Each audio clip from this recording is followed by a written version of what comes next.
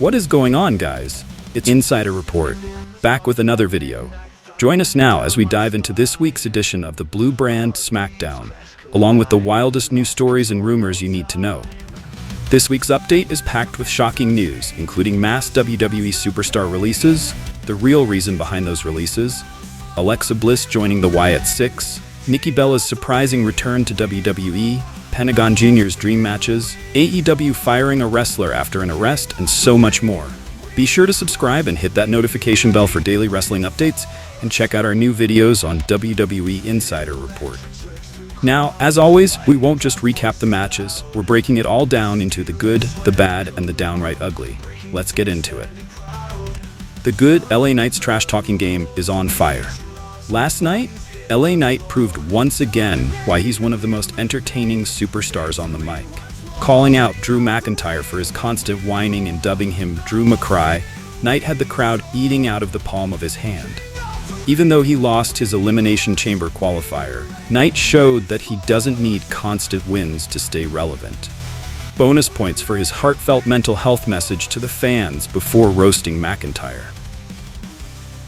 Speaking of Drew, backstage rumors suggest he was furious after last week's Royal Rumble, where Knight allegedly got in the way of his elimination, leading to McIntyre storming out of the building early.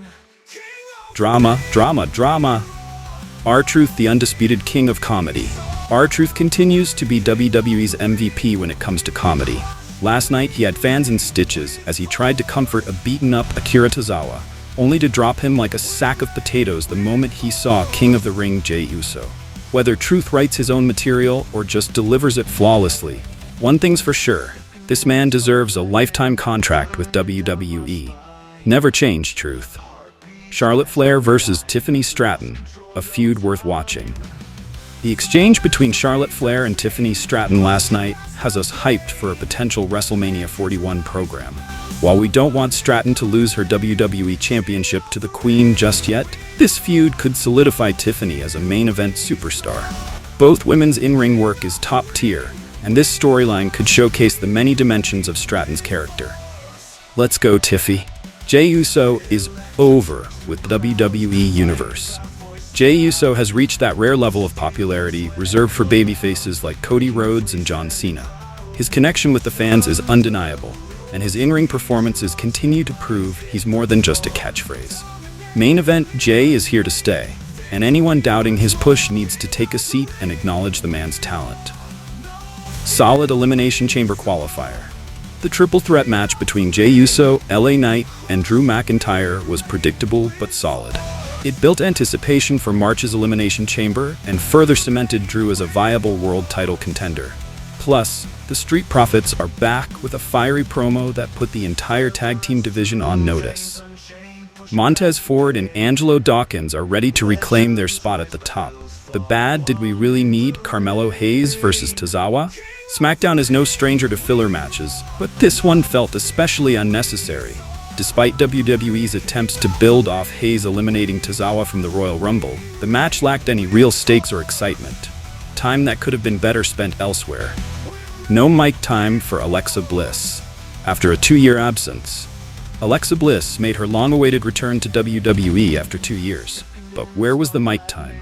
SmackDown is a 3-hour show, and cutting a few minutes from Hayes versus Tozawa could have given Bliss a chance to reconnect with her fans. At least we got a match, but come on. WWE, give the fans what they want. Poorly timed commercial breaks. WWE needs to work on the timing of its commercial breaks. Cutting to ads during matches kills the momentum and leaves fans frustrated. This isn't a new issue, and it's about time WWE figured out a better way to handle it. Cody Rhodes versus Solo Sikoa, the sequel part 300. Do we really need another feud between Cody Rhodes and Solo Sikoa? Their early program was underwhelming, and there's no reason to revisit it anytime soon. Yet, judging from SmackDown, WWE seems determined to reignite this rivalry. Let's hope it doesn't overstay its welcome.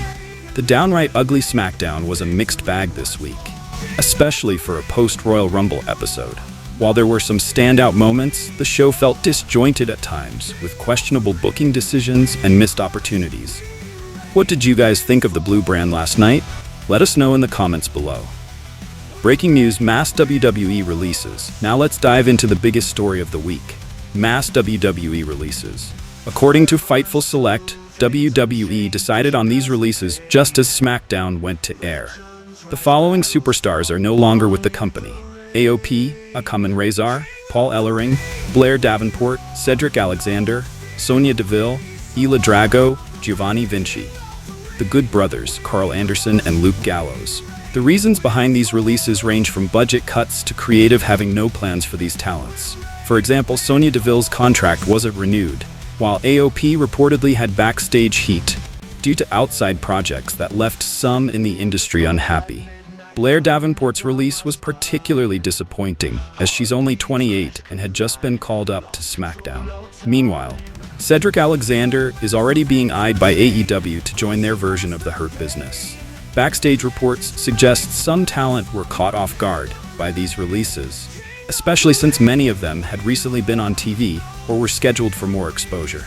What do you think of these cuts? Let us know in the comments. AEW fires Bear Boulder after arrest. In other news, AEW has parted ways with Bear Boulder, Thomas Weah, following his arrest for battery by strangulation. The victim was identified as his fiancée, and his court case is still pending. AEW acted swiftly, cutting ties with Boulder as soon as they learned of the incident. This is a serious situation, and our thoughts are with the victim. Alexa Bliss, joining the Wyatt Six. Alexa Bliss's return to WWE has fans buzzing, and there are strong hints she may be joining the Wyatt Six. During her match with Candice LeRae, glitches associated with the faction appeared on the screen. Plus, Bliss's Lily doll now has a number 6 on it. Could this mean a reunion with Uncle Howdy and the Creepy Crew? We're here for it. Nikki Bella's reason for returning to WWE. Nikki Bella's surprise appearance at the Royal Rumble was a hit with fans, and now she's revealing why she came back. In an interview, Nikki said she was craving the empowerment and confidence that comes from being in the ring. After a tough year that included divorce proceedings, returning to WWE may have been therapeutic for her. Welcome back, Nikki. Pentagon Jr.'s WWE Dream Matches. Pentagon Jr. recently shared his WWE Dream Matches, and the list is stacked. John Cena, CM Punk, Cody Rhodes, Seth Rollins, Roman Reigns, Jacob Fatu, Braun Strowman, and Finn Balor. Every one of these matches sounds like an instant classic. Who wouldn't want to see Pentagon versus Cena or Pentagon versus Rollins? Let's make it happen, WWE. That's it for this week's update, folks. Be sure to like, comment, and subscribe for more wrestling content. Let us know your thoughts on SmackDown, the WWE releases, and all the latest news. Until next time, this is WWE Insider Report signing off. See you in the next video.